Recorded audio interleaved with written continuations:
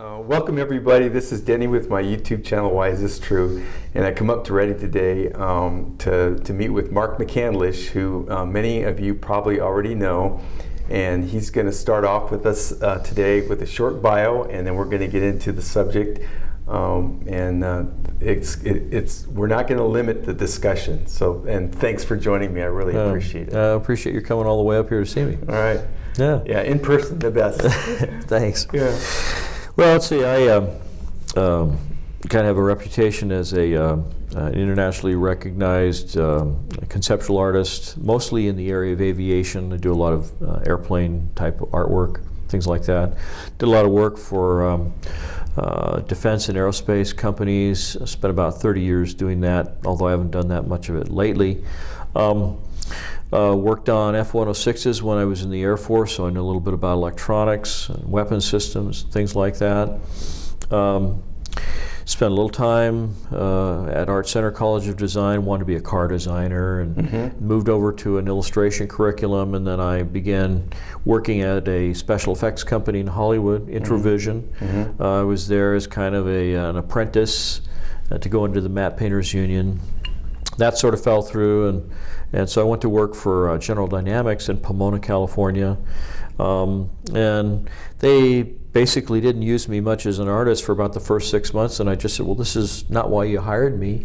And so to kind of shut me up, they gave me the challenge of doing a complete cutaway illustration of this anti-aircraft gun system they were going to mount onto a tank chassis. And I got to climb all over the tank and the parts, and I go through the photo archive, and I got to see all of the mechanisms of how this stuff worked. And because I was a car guy and I was really into the nuts and bolts of things, I just loved it. So this illustration was the most fun I'd had in a long time, and it turned out really well. It was really well received by the management at General Dynamics. So then they moved me over, and they pretty much made me the right-hand man to the conceptual artist for the entire division, a fellow by the name of Ed Ramstad is one of my heroes. And so he taught me a lot of what he knew, and then I had a kind of a falling out with the management in the publications department at General Dynamics, and so I began freelancing throughout the defense industry, and I pretty much spent the last 30 years or so doing that. But in the process, got a chance to see lots of different types of weapons systems, different aircraft, a lot of classified stuff, and doing cutaway illustrations showing how all these things worked. I mean, really exciting stuff. There's a lot of technology that people don't know about, and it was kind of through that end of things that I crossed paths with a kid that I had known in the transportation design curriculum at Art Center, who got in touch with me after he saw a cover illustration that I'd done for Popular Science magazine. I think it was in, oh gosh, that must have been February of 1988, or well, yeah, no, wait a minute, that issue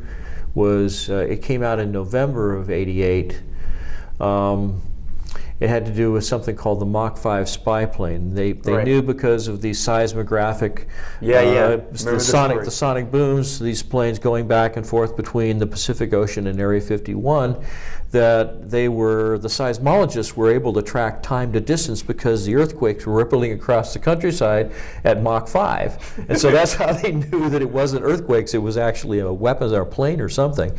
So that was when they realized that there was something flying around that was faster than the SR-71 Blackbird, and people began to realize that there was a whole other level of technology in the aerospace industry that nobody was talking about, and there were lots of programs and lots of money, billions and billions of dollars that were going into these black programs to build things that people had no idea what they were. Probably I would guess, based on what I've seen, that the so-called secret space program, this sort of other part of NASA that nobody knows about, was probably going on starting in the late 60s, early 70s, and has been going ever since and consuming a tremendous amount of money. I think right before 9/11, Donald Rumsfeld was saying that they'd lost track of $2.3 trillion, and they had no idea that a trillion is 1,000 billion dollars. $2.3 trillion, they couldn't figure out where it went. And so if you imagine that even one of the most expensive weapon systems we ever built, which was the B-2 bomber, was something over its lifetime was worth something like $4.6 billion a piece. And that's all maintenance costs, everything over the lifetime. And there was already a history in that industry of over $500 hammers to help hide some of the other funding that was coming out of these same projects. That's right. And so, in my business, because of what I was doing, I was dealing with lots of different people who were not only involved in the publications and the promoting of different kinds of programs, but the conceptual end, where they needed to have somebody like me who would come in, look at the blueprints, create an illustration showing in realistic depiction what these things would look like if they actually got built, and tell the story of what they would do. So that's what I was involved in. But there's the other side of this thing is how they fund these things. Usually they get a request for proposal from the military, or RFP, and they put up so much money for that, and then they have somebody like me conceptualize what it'll look like, what it'll do, and then if they convince somebody in a Senate Armed Services Committee, or the Senate Appropriations Committee, that it's really worth $90 billion or whatever, then they begin the development and the testing and the funding of the full production thing. But then they can lose all that money if they only build 25 B-2 bombers instead of the 200 or whatever it was they envisioned it in the first place, where you can spread the cost per unit out so that it becomes cheaper because you're making more of them. And so that's why that system became so expensive. But it began to show me that there were all these other things that were going on that nobody knew about. And for me, it was really exciting because I've always been interested in the technology, how things work, what enables a forward-looking infrared system to be able to see things in the total darkness, so that you can actually have some situational awareness and this kind of thing. It's all really exciting to me. And so when I got back in touch with this fellow from college that I'd known at Art Center, and found that he was not only working in the same industry I was, but that he was working for some of the same clients, different divisions and things like this. He claims that he was actually working directly with Ben Rich and Kelly Johnson at Lockheed Skunk Works, answered directly to them. Is he the fellow who got the plane ride out and saw the two hangars? Yes. We had agreed to go to an air show that was being held on the 12th of November 1988 at Norton Air Force Base in San Bernardino, which has since been closed. It's been decommissioned. I think it's now sort of a civilian airfield. But the story that I originally got on this was that this exhibit happened in a big hangar that was at the base, and some things about that story just didn't seem right. How was it possible for him, who supposedly didn't have a security clearance, to get in to see these things that were classified? We know that Alan Cranston was there. We know that Congressman George E. Brown Jr., who was the head of the Congressional Committee on Space Science and Advanced Technology, was there. His office and the Air Force Office of Public Affairs in Los Angeles helped to coordinate bringing all these bigwigs in to see this stuff. But over time, the witness, his name's Brad, began to disclose more and more about the story. We found that what had actually happened was that they'd all loaded onto a military Boeing 727, and they'd flown from Norton up to Plant 42, which is a Lockheed-owned airfield right in the middle of Palmdale. And so they lease out sections of this base to other contractors. Rockwell, Northrop built the B-2 bomber there at the opposite end of the airfield from where Lockheed Skunk Works was located.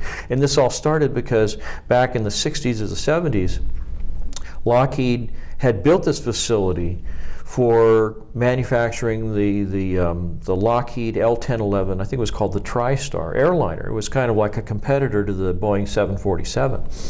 And so this building had remained unused for a while, and so they moved Skunk Works from, I think it was the Burbank Airport, up to Palmdale, and they put it in the old L-1011 hangar. So that's where they flew when they went up to see this special exhibit. And so what I've since discovered is that people who are high up in the ranks within the technical, scientific, or management communities of these different defense contractors. If they meet some young person who they're really impressed by, someone who's knowledgeable, someone who's an outstanding designer or very technically astute, a lot of times what they will do is, rather than giving them a full-blown background check and a security clearance in the normal sense of the word, you know, where they go back through your history and say, they'll basically just give them an ID card that has the name of their sponsor with a -2 after it, that basically says, this guy's my protege, he goes wherever I go, he knows what I know, I'm vouching for him. Right. And that's how some of these young people who don't have the clearances, that's how they're getting into these programs. Right. And it's also how they're seeing a lot of new ideas, a lot of innovation, other things that are being introduced in these programs. So there was a 3-year period there where he was feeding this information back to you, and you were able to come up with basically... Yeah, pretty much. The basic story I got was that there was an exhibit, sort of setting aside exactly where the exhibit was, which was kind of a question in the beginning, but the idea was that there was an exhibit and there were all these high-ranking military and high-ranking congressional and Senate officials who were there, who were looking at what they were calling sort of proof of concept type of vehicles that showed different kinds of technology that they were trying to sort of integrate into the military, into different kinds of programs, not only space exploration, but being able to basically fly an aircraft that would take off from an airfield, go up to an altitude, and then be able to actually go out into space and loiter for unlimited amounts of time above, you know, an enemy country, gather intelligence about troop movements and, you know, military processes, things that were going on, and then be able to come back down through the atmosphere like the space shuttle